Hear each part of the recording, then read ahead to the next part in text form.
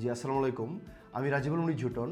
আজকে আপনাদেরকে আমি ভিডিওতে একটি বিষয় কভার করব যে আমরা আসলে ঋণ পাওয়ার জন্য আমাদেরকে আয়ের প্রমাণ স্বরূপ বা প্রমাণপত্র হিসেবে কী কী বিষয়গুলো আমরা শো করব। আমরা যদি কোনো ব্যক্তি তার পার্সোনাল লোন বা ব্যক্তিগত ঋণ কোনো ব্যাংক বা আর্থিক প্রতিষ্ঠান গ্রহণ করতে হয়, তাহলে তাকে আয়ের প্রমাণ হিসাবে আমরা তার স্যালারি সার্টিফিকেট বা তাকে পে স্লিপ প্রদান করতে হয়। তার যে ব্যাংকে ঋণটি গ্রহণ করবেন সেই ব্যাংকে তার যে স্যালারি জমা হয় সেই স্টেটমেন্ট আপনাকে 6 থেকে এক বছরের স্টেটমেন্ট প্রদান করতে হবে। অথবা কোনো ব্যক্তি যদি তার এর বাইরে যদি অন্য কোনো আয় থাকে সেইটার প্রমাণস্বরূপ ব্যাংক বা আর্থিক প্রতিষ্ঠান যে কর্মকর্তা আপনার সাথে আরএম হিসাবে যোগাযোগ করবে, সেই আরএমকে আপনার আয়ের প্রমাণপত্র হিসাবে সেই ডকুমেন্টগুলো আপনার প্রদান করবেন, তাহলে আপনি ইজিলি আপনার পার্সোনাল লোনটি পাবেন।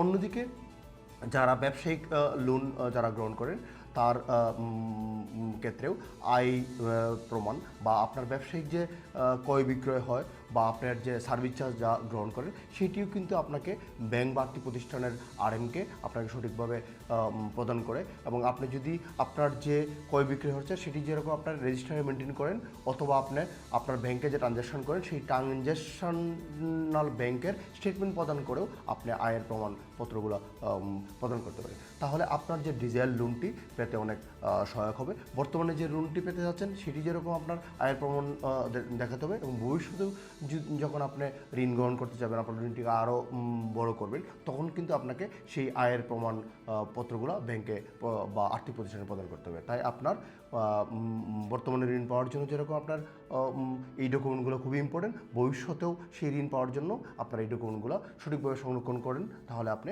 ইজিলি আপনার ডিজায়ার লোনটি পাবেন। আপনাদেরকে এই বিষয়গুলো মেনটেন করার জন্য আমি অনুরোধ করব, এবং আপনার ঋণ পাওয়ার ক্ষেত্রে এগুলো খুবই কাজে আসবে। আজকের ভিডিওটি সবাইকে দেখার জন্য আমি ধন্যবাদ জানিয়ে আজকের মতো শেষ করছি। আল্লাহ হাফেজ। আসসালামু আলাইকুম। আমি রাজিবুল মুনির ঝুটন।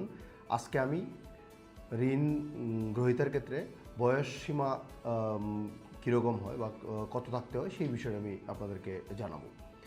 আমরা বাংলাদেশের যারা ঋণ পেতে আগ্রহী তাদের আসলে বয়স শুরু হইতে হয় 21 ইয়ার্স, মানে 21 বছর বয়স থেকে সেটি সর্বোচ্চ 60 থেকে 65 বছর পর্যন্ত একজন ব্যক্তি বা কোনো প্রতিষ্ঠানের মালিক সেই ঋণটি গ্রহণ করতে পারে।